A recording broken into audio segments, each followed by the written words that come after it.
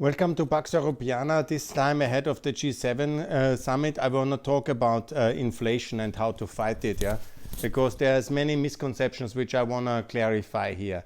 Inflation must be fought, but by openness, open the labor and the goods markets, and regulate the energy, intervene in the energy sector harder.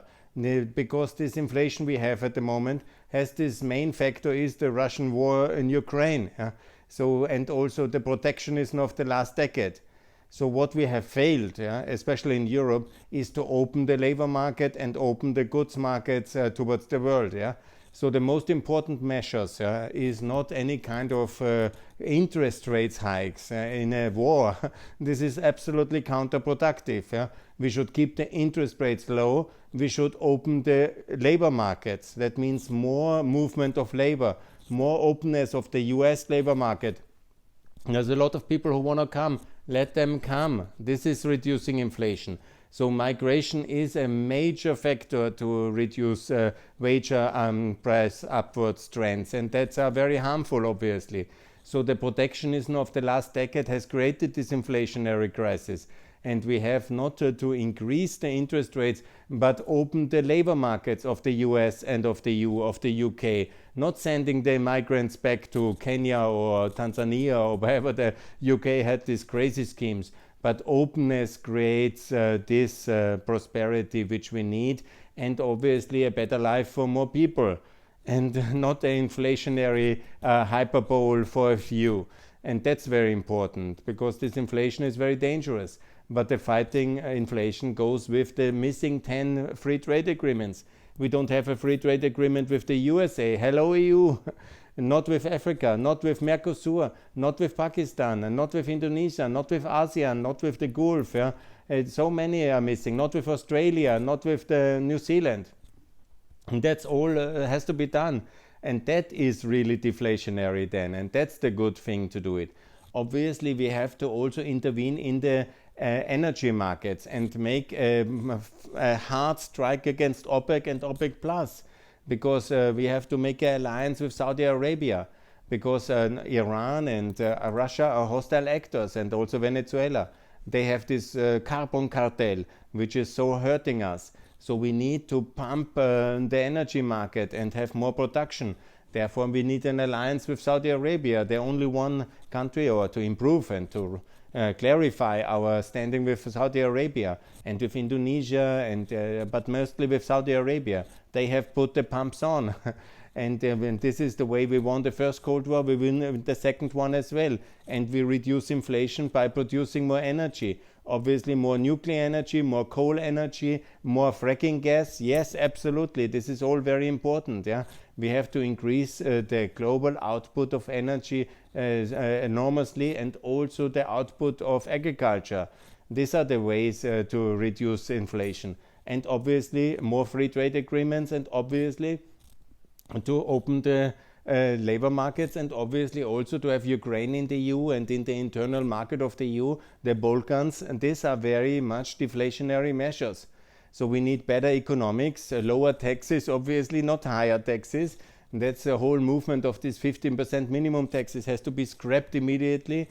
And we need obviously more energy output, we need more agricultural output, we need more trade agreements, and we need more migration. Not ultimately migration by itself, but more labor market migration. When somebody comes, wants to work here, let him work.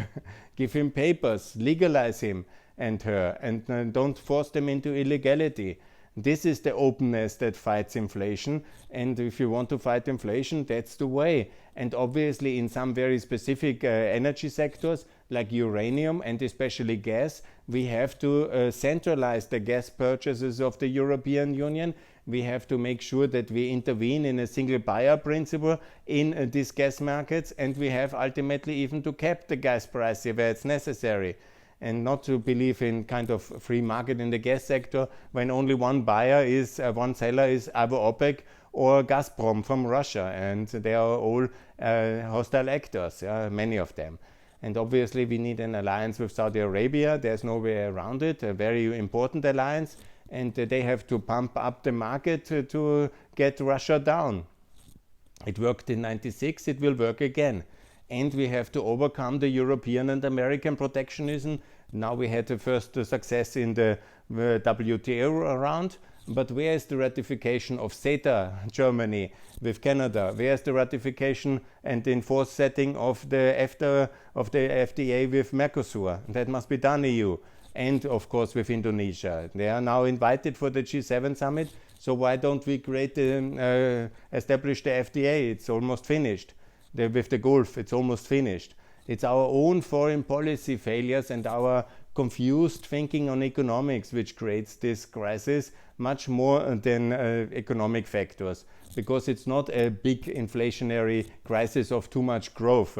It's much more driven by the consequences of our failed protectionism, xenophobia, because we have rejected so many people in the last decade who anyhow wanted to come and work, and the xenophobia creates this crisis, the protectionism creates this crisis, and this Russian philia, this kind of love of Putin's gas, creates now this pent-up shock, because if we would have gradually increased the energy prices with decent proposals to shift towards energy sustainability without Russia, then we wouldn't have this shock at the moment where we face it completely. So we need also some debt-funded kind of transition period of the energy transition away from Russia.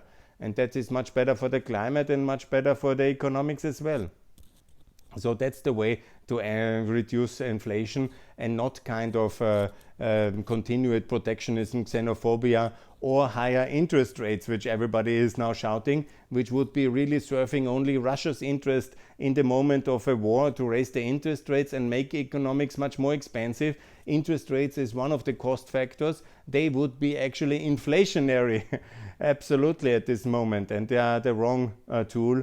And so I'm absolutely against raising interest rates. The way to do it is intervene in the energy market, open the goods market, open the labor market, and conclude the trade agreements which we so long miss, and enlarge the European Union in the European case, but also do more regional trade agreements in Africa, ASEAN, and also in the Americas.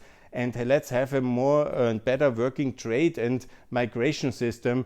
This is more important. And let's fight the carbon cartels like OPEC, kick it out of Austria, kick it out of the EU, and build a direct alliance with the key members, get Saudi Arabia in the OECD, and make them a good offer to come clean. And of course, hammer hard against Iran and against Russia, because they are enemy states.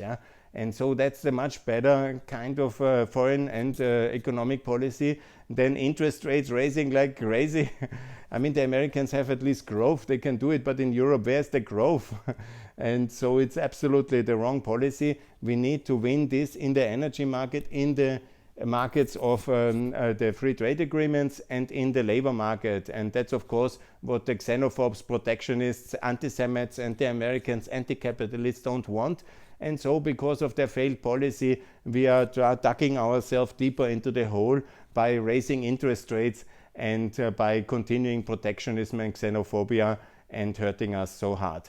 That's wrong, and I call the G7 to open a new phase of economic policy, not by higher interest rates, but by more trade agreements, more openness to migration, and more transparency, and a better working European transatlantic energy market as a counterpoint towards the OPEC Plus and the BRICS and all these terrible arrangements of carbon cartels.